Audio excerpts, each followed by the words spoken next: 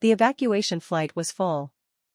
My fiancé demanded I give up my seat so he could take his sister, a foreign national, back with him. When I refused, he accused me of having no compassion.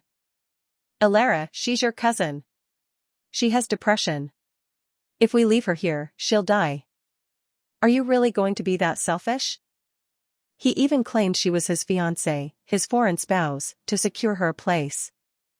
In the end, she returned to the safety of home, while I was left behind, ravaged by the war until I was barely human. When I finally made it back and sought his medical help, he dismissed my suffering as a performance. He didn't know that from the moment that plane took off without me, every day that followed was a countdown to my death. The land was a canvas of fire and smoke. Missiles periodically slammed into nearby buildings, a constant, terrifying percussion. An evacuation plane sat on a makeshift runway, a beacon of hope for the citizens stranded here. My fiancé, Liam, my cousin, Ava, and I were the last three in line. There were only 2 seats left. When Ava was about to be turned away due to her foreign passport, Liam pulled her forward, physically blocking me from the cabin door. Elara, you wait for the next flight, he commanded. Ava is taking this one. As a foreign citizen, Ava had no right to a spot. This flight was originally meant for me, a war correspondent who needed to return immediately to report on the escalating conflict. But when it became a full-scale evacuation for the many citizens trapped here, Liam had notified Ava. And now, he was abandoning me for her. Before I could protest, he declared to the flight crew, Ava is my fiancée. She is my foreign spouse. That claim gave her the right to board with a citizen. The crew was thrown into a state of confusion, unsure who to prioritize. Around us, the whistle and crash of missiles grew closer, and the other passengers were screaming for the plane to take off.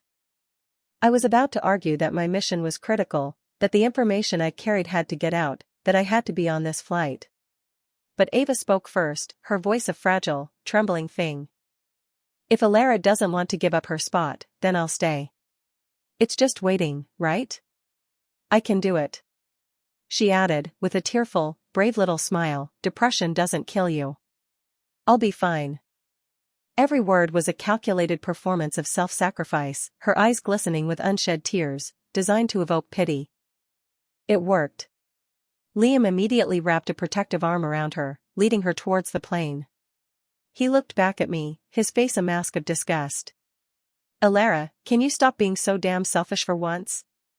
It's just a delay. It's not a death sentence. She's your cousin. She has depression. Are you just going to watch her die here? He yelled at the flight attendants to close the door. The moment the plane began to move, a missile screamed towards me. The blast waved through me against a metal sign, and I felt a sharp, searing pain as I coughed up a mouthful of blood. Watching the plane disappear into the smoke-filled sky, a swarm of tiny needles pricked at my heart. Liam, have you forgotten I have PTSD? Have you forgotten that the only reason I became a war correspondent was because you once said you admired them? Have you forgotten this plane was originally sent to rescue me? Left behind, I was forced to survive in a living hell. I ate dirt to stave off hunger and drank from filthy rivers to quench my thirst. The constant shelling kept my nerves perpetually frayed. The slightest sound would send me into a fit of trembling, hiding in whatever corner I could find. 3 months later, I finally managed to get on a ferry back home. By then, I was a ghost of my former self, my body covered in scars, my mind shattered by a new, severe case of war-induced PTSD. Even the sound of fireworks on TV could trigger flashbacks, plunging me back into the terror of those 3 months of hiding. I returned home not to the comfort of my fiancé's arms, but to a city illuminated by fireworks celebrating Ava's birthday. The brilliant explosions filled the sky, but I felt a chilling cold, as if I were trapped in an ice cave. I hid in the shadows, waiting for it to end. But Ava found me. She walked over, a lit sparkler in her hand, and offered me another. Happy birthday, Elara, she said with a bright, innocent smile. Consider this my gift to you. Steeling myself against the panic rising in my chest, I took it. The moment I did, the flame on my sparkler flared violently. I cried out and threw it away from me. It landed on the hem of Ava's dress. The fabric caught instantly. The flames licked up the side of her skirt. Liam saw it and charged at me. He kicked me hard in the stomach, his voice a vicious snarl. Elara! What the hell are you doing? It's Ava's birthday. Do you have to ruin everything? I don't care what you were thinking. Get over here and apologize to her now.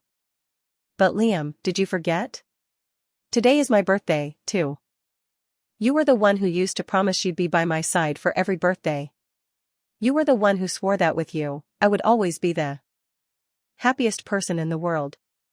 Now, for the sake of the woman you truly love, you want me to kneel and beg for forgiveness while my body is breaking. The bitter taste of bile rose in my throat. My silence, my stillness, he took it as defiance. He grabbed my arm, his fingers digging into a fresh wound, making it bleed anew. Have you forgotten who is responsible for Ava losing her parents? He hissed. Who left her alone and helpless for over a decade? The pain was excruciating. I bit down on my lip to keep from crying out, which only fueled his rage. He slammed his hands onto my shoulders, forcing me to my knees at Ava's feet.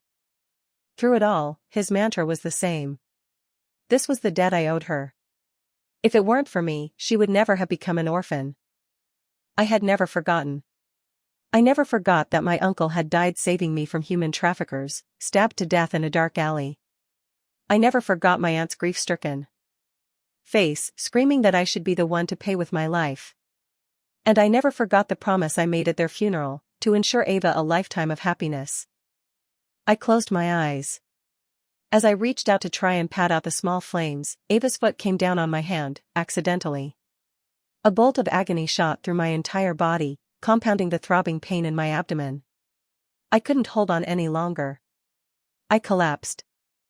The last thing I saw before I blacked out was Liam, his face a mixture of concern for Ava and cold indifference towards me. Don't worry about Elara, he was saying. This is just what she deserves. When I woke up, I was in a hospital. A stack of medical reports sat on the bedside table. Bone and muscle degeneration, nervous system breakdown, immunodeficiency. The list went on. The patient's name was listed as Ella Shin. It was the name I was given at birth. Because Ava and I were born on the same day, our fathers, who were brothers, had given us similar names to foster a deep sisterly bond. As a child, I had cried and screamed that I didn't want the same name as my cousin, and my family had eventually agreed to call me Elara. But my official documents were never changed. The most jarring report was the one for a miscarriage. It stated clearly that a 3-month-old fetus had been lost due to external trauma. Since Liam was my family, the hospital had put him in charge of my case, ostensibly to expedite my treatment. But I knew the truth. The person who hated me most in the world was now in control of my life. I had rushed to the hospital that day, desperate to tell him about the baby, only to find him and Ava in the middle of a press interview. She was clinging to his arm, nestled against his side. Liam was confidently answering reporters' questions. My fiancé may be a foreign national, but she is carrying my child. We will be getting married very soon. I froze. They were having a child. Then what about the child I had lost? What about all the tears I had shed? What was any of it for? As I took a hesitant step forward, a reporter asked a sharp question. There are rumors that the correspondent Elara Shin, who was left behind in the war zone for 3 months, is suffering from severe PTSD. Is this true? Liam cleared his throat. She is my patient, and her condition is currently stable. He then added, a possessive arm tightening around Ava, and I would prefer you not to mention other women in front of my wife. I don't want her to get the wrong idea. He looked at Ava with a gaze full of love, basking in the crowd's praise for being such a devoted husband. They applauded the happy couple, offering their blessings. I was the only one outside the circle of light, my silent suffering a story I could tell no one. When I later tried to explain the severity of my condition to him, he publicly refuted me. Elara, have you not caused enough trouble? He had yelled in the hospital corridor. I've checked. There are no medical records for you here. How long are you going to keep up this charade? A sob caught in my throat, choking me. If he had just taken one step closer, he would have seen the scars that crisscrossed my body, the ones my coat couldn't completely hide. The marks on my neck, my arms, the unhealed wound just below my heart where I had dug out a piece of shrapnel with my own hands. He would have seen the truth. The internal damage from radiation, the slow decay of my organs. Liam, I was standing right in front of you, a roadmap of my suffering etched onto my skin, and you still refused to believe a single word. You forgot that searching for Elara Shen would yield nothing. I had always thought that when you whispered the name Ella in your sleep, you were dreaming of me. I was wrong. It was always her. Ava, whose full name was Avani Ella Shen. Desperate to pay for my treatment, I went to my mother, hoping to borrow some money.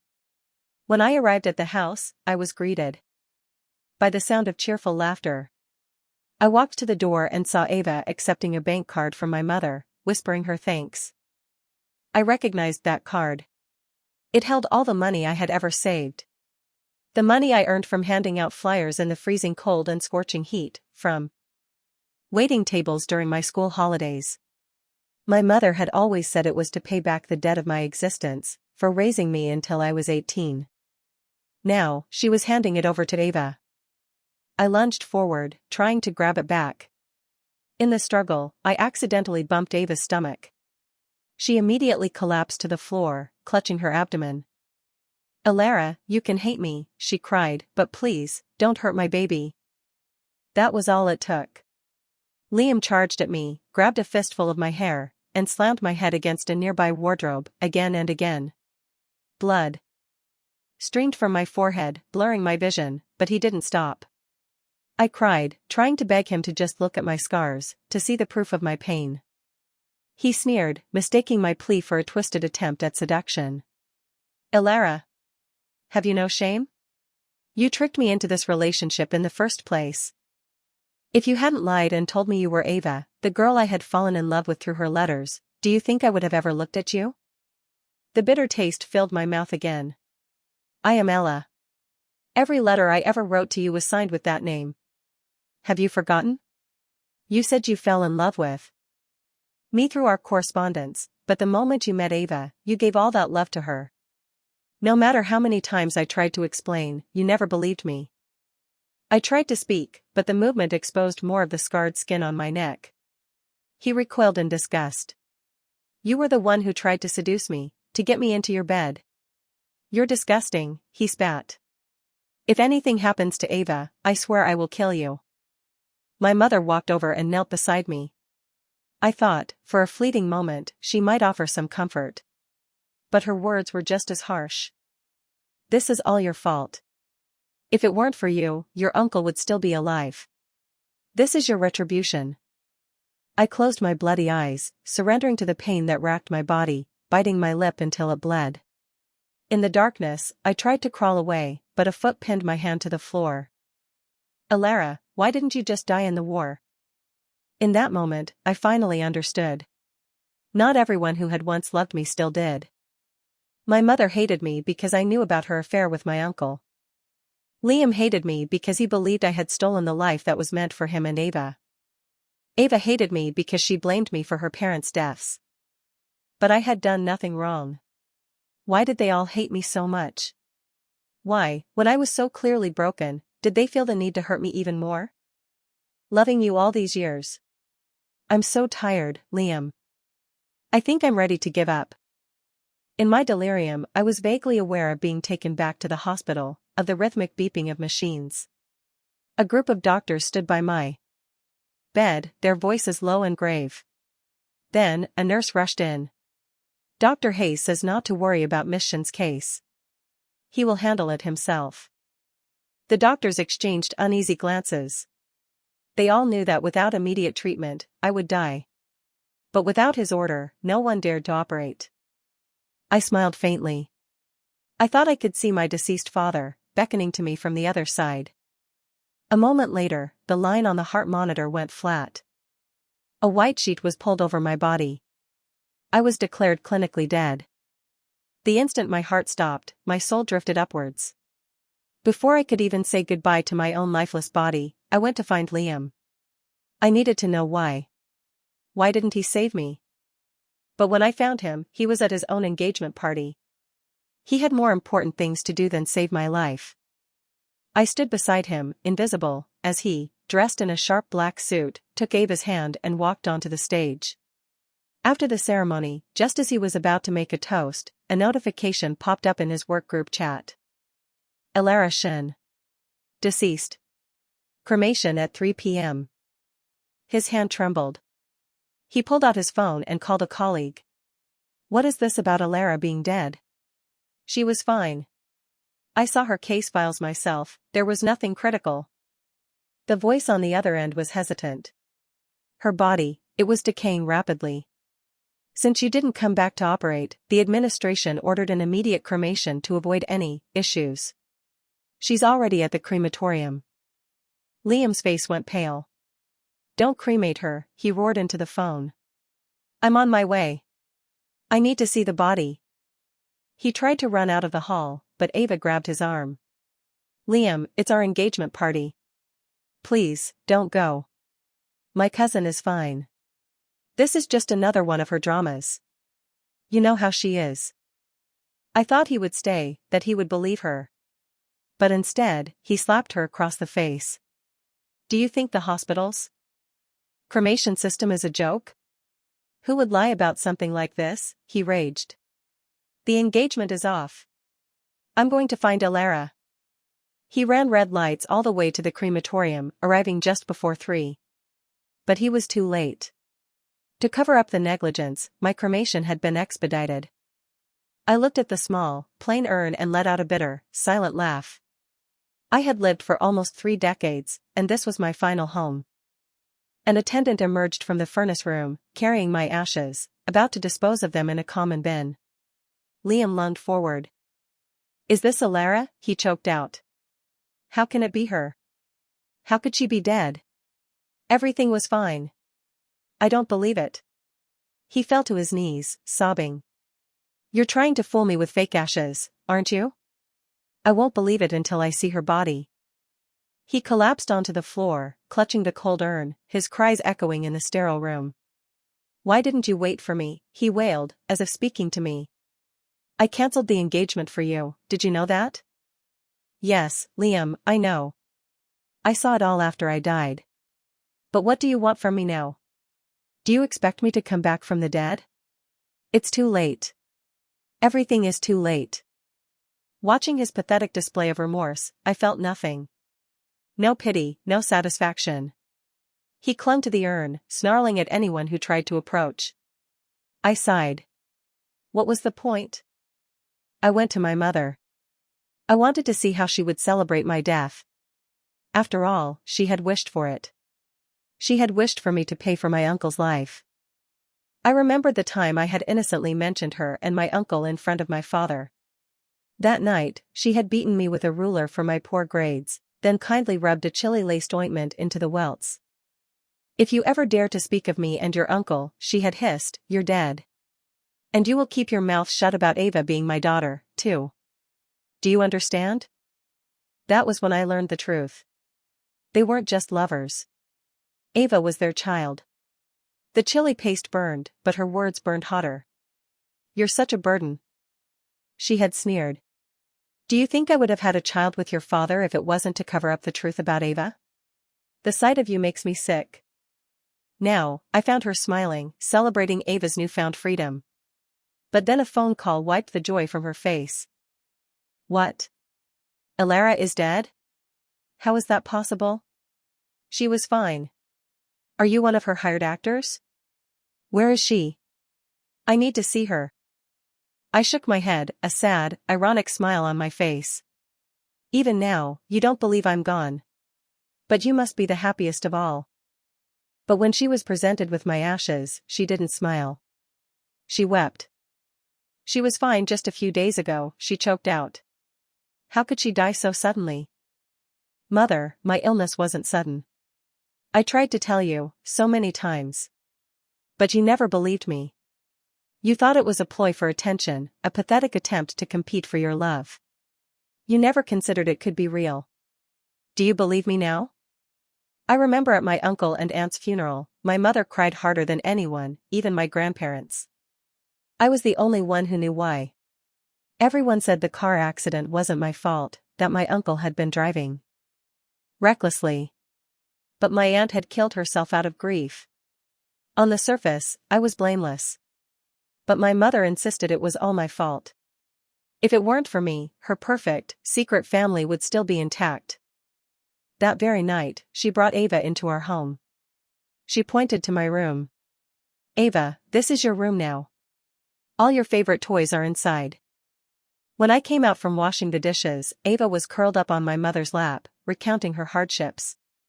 My mother had never held me like that, never asked about my day, if I had eaten, how my studies were going. Ava was always the center of the universe. Everything revolved around her. My mother even changed my official birthday to match hers. I remember once, I was pouring her a glass of water, and a few hot drops spilled on her favorite dress.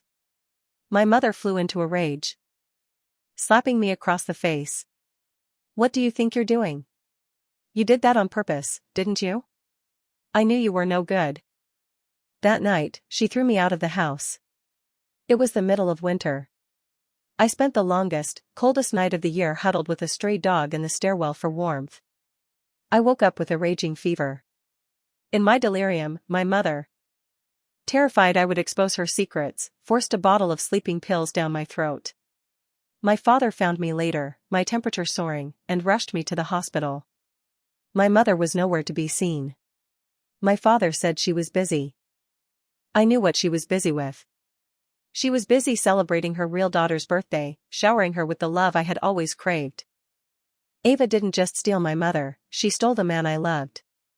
The moment Liam met Ava, he was convinced she was the pen pal he had corresponded with for years, the Ella he had fallen for. He never listened to my explanations. He forgot all our promises. But I didn't. I became a journalist. I traveled to war zones. I did it all to fulfill the promise we had made to each other, to seek out the truth together.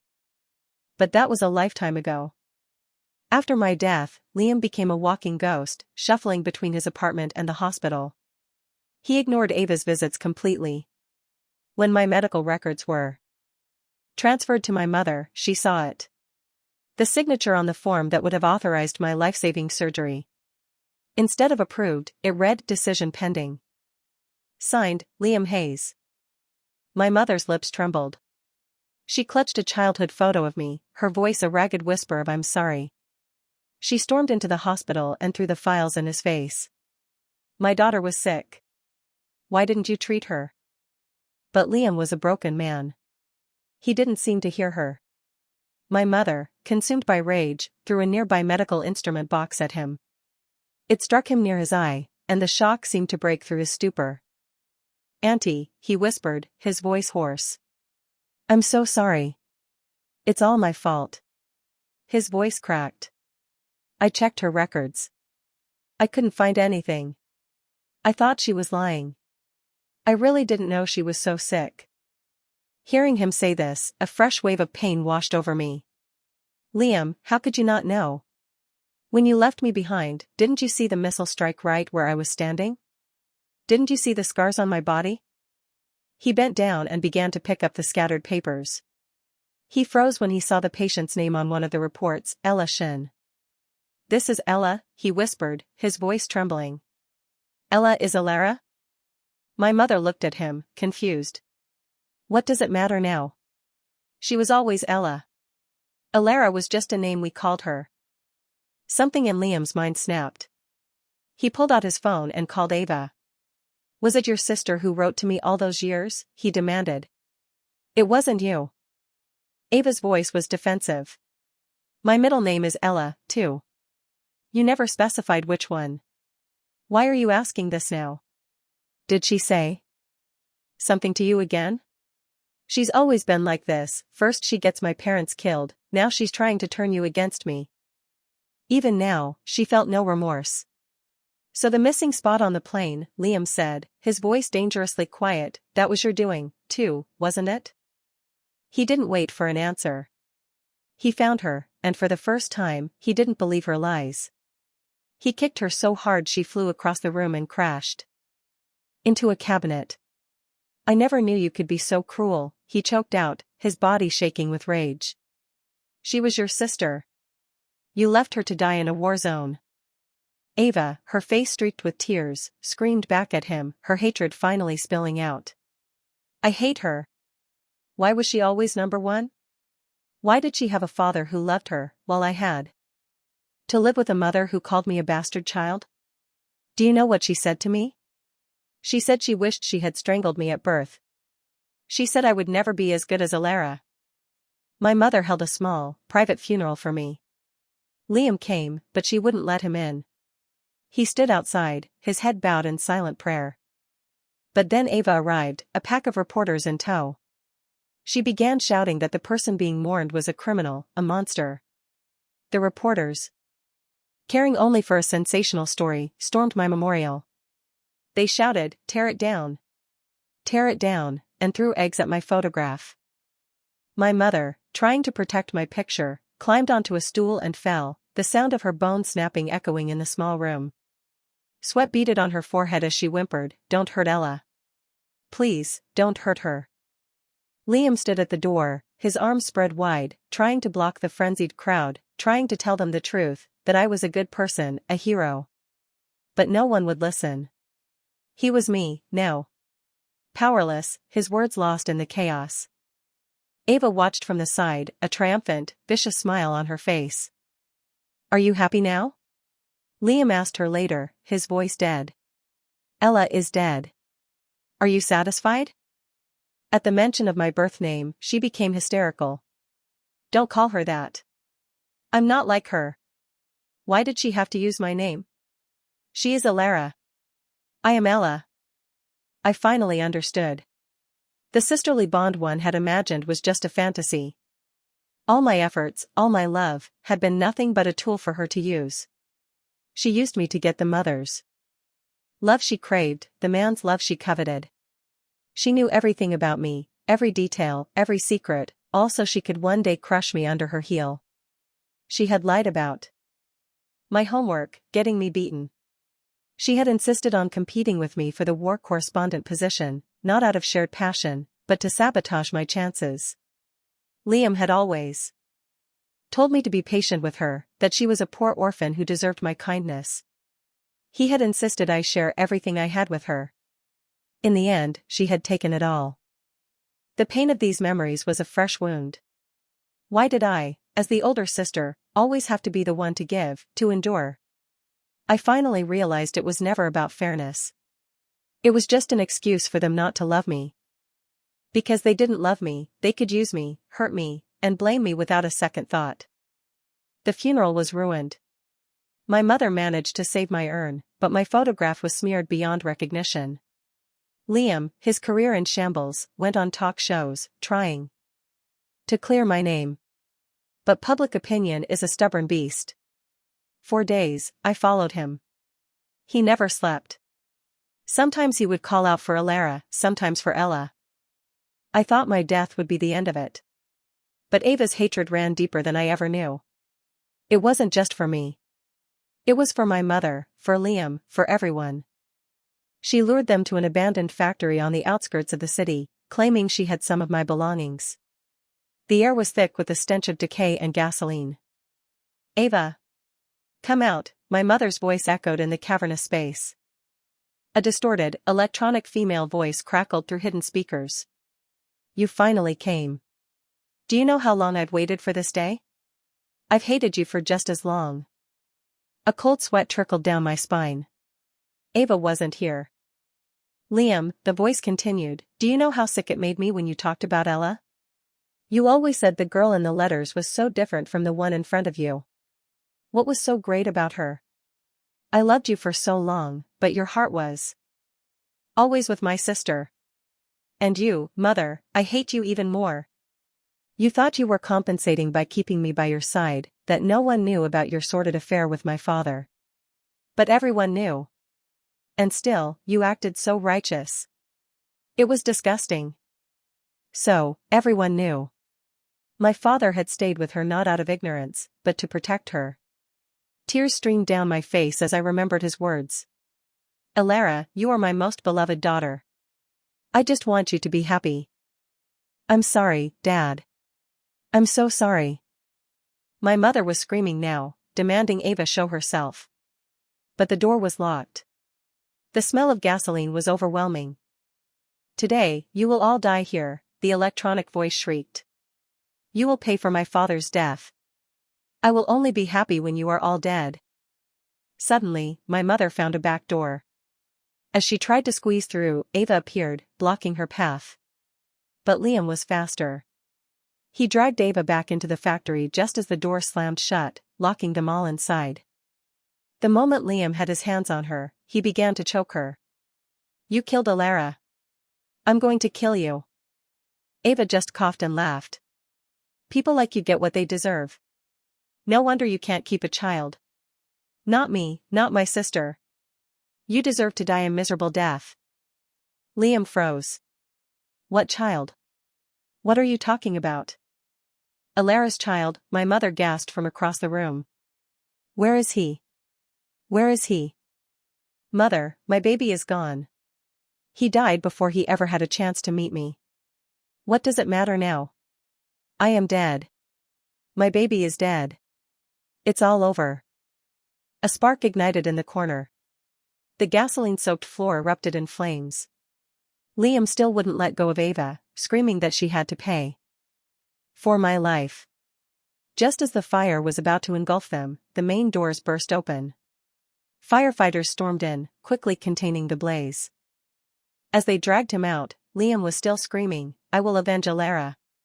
I will not let you go. But Liam, the one who hurt me the most was never her. It was you. You were the reason I was covered in scars. You were the reason I died without a grave. The next time I saw him, he was no longer a doctor. He was working at a funeral home.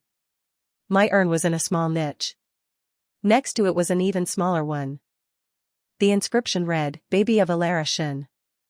A fresh wave of pain, sharp and familiar, pierced my soul. Elara, he whispered to the urns, I know you hate me. I know you don't want me. But I miss you so much. I had a small urn made for our baby. It's right next to you. In the next life, will you come find me? I promise I will take care of you. I will never fail you again. Thank you, Liam, for everything you've done. But I don't want to find you again. This lifetime of loving you was bitter enough. Let's not meet in the next. Another summer passed. I floated to my mother's side. She was in a wheelchair, her face etched with a permanent sorrow. The nurse said she had dementia, that she had forgotten many things. But sometimes, in the dead of night, she would weep, whispering, Ella, I'm sorry. Your apology came too late, Mother. Only after I was gone did you realize you loved me. One day, I saw a faint smile on her lips, as if she were lost in a beautiful dream. What are you thinking of, Mother? A happy moment with Ava? A tender embrace with your lover? I'm not there, am I? After all, you said giving birth to me was the greatest regret of your life. But as I turned to leave, I heard her whisper a name. Elara. It was Mommy's fault. Mommy is so sorry. Tears fell from my invisible eyes. She did remember me. But regret is a currency that cannot buy back the past. I returned to the newsroom where I had once worked. My former colleagues were discussing the latest developments in the war. They were also talking about Ava. Her face was all over the news. She was being prosecuted for spreading disinformation, for using her platform as a journalist to manipulate public opinion. I saw a recent photo of her. Her eyes were wide with a vacant terror. Her hair was a matted mess. She shied away from human contact, muttering to herself. She had become the very thing she hated most. And me? I was a hero. A celebrated war correspondent. My photograph hung on the wall of honor. It was a picture from my university days, one I had taken of children living in a remote mountain village. That photograph had changed their lives. Later, I began to photograph war. It was the profession I had always yearned for, simply because Liam had once said that war correspondents were the greatest heroes. I had taken his words to heart, made them my own dream. He probably doesn't even remember saying it. I looked up at the sky. A new sun was rising. I was standing under the same sky as them once more, just as I had sworn to do in that newsroom tower so long ago. We will stand on the foundation of truth and give a voice to the suffering. We will be the last, true record on the battlefields of fire and thunder. The oath was fulfilled. It was now eternal.